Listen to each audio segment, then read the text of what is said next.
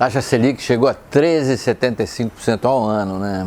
Praticamente voltamos àqueles níveis anteriores à pandemia, anteriores até o governo Bolsonaro, na época ainda do presidente Temer, enfim, pegamos aquela época de recessão.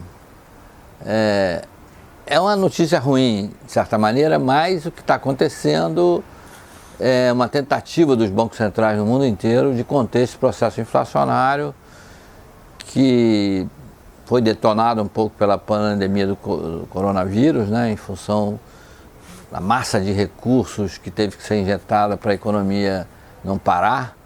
E o segundo detonador foi a guerra da Ucrânia, levou os preços do petróleo lá para cima, e preços fertilizantes, preços dos grãos, de uma maneira geral, alimentos, tudo ficou onerado.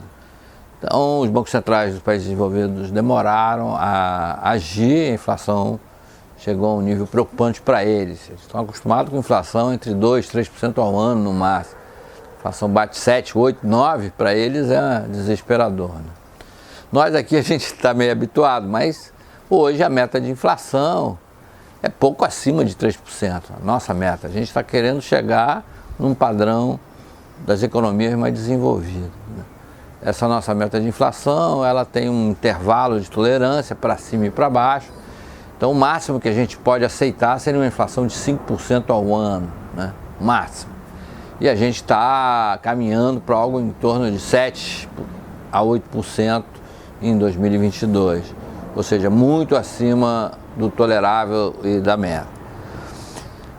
Mas a tendência é que nesse segundo semestre a gente tenha uma inflação muito mais baixa, né? Teve redução dos preços dos combustíveis, redução da energia elétrica, e o câmbio está ficando bem comportado. Então por que o Banco Central tem que elevar a taxa de juros ainda, né? E foi meio ponto percentual, não foi um aumentinho, não, um aumento bem significativo.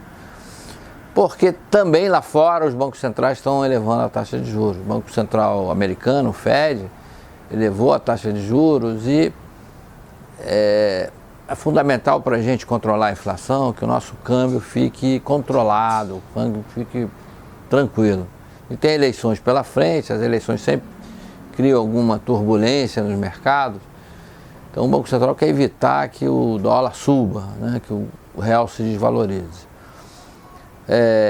Então ele acompanha o movimento de alta de juros lá de fora, para que a gente tenha um diferencial entre a nossa taxa aqui e a taxa de juros lá fora, capaz de atrair capitais financeiros, capitais que apliquem em títulos no Brasil, mesmo que sejam capitais nômades, voláteis, que em algum momento saiam, mas nesse momento eles são bem-vindos na visão da autoridade monetária brasileira. E quando a gente olha o fluxo cambial brasileiro, 2022, se a gente considerar o primeiro semestre, por exemplo, o Brasil teve uma entrada de dólares, se a gente pegar tudo que entrou e tudo que saiu no mercado de câmbio, mais ou menos sobraram 19 bilhões de dólares. É uma conta positiva, porque há muito tempo a gente vinha com esse fluxo cambial ou meio empatado ou até negativo.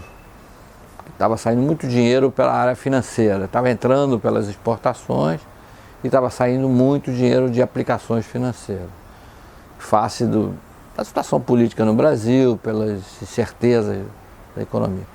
Agora, ao que tudo indica, os mercados já digeriram um pouco a eleição aqui e estão acomodados.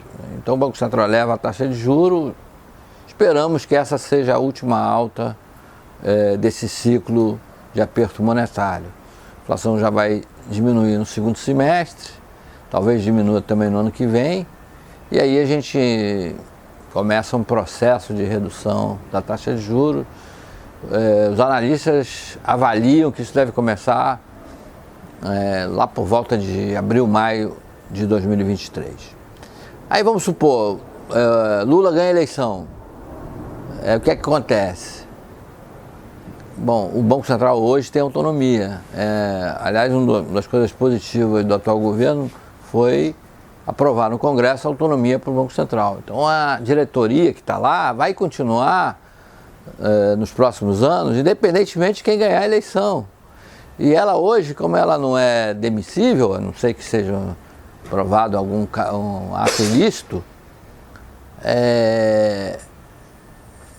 como ela tem essa garantia de mandato, eles vão agir de acordo com a técnica, não com o que o político vai mandar. Olha, eu quero que vocês baixem a taxa de juros. Não, se isso não for tecnicamente recomendável, o Banco Central pode manter a sua política monetária, e ele até é uma espécie de ducha de água fria na política fiscal. Se o governo gastar muito dinheiro, ele eleva a taxa de juros mais do que o necessário até, o que é ruim, né, para o país como um todo.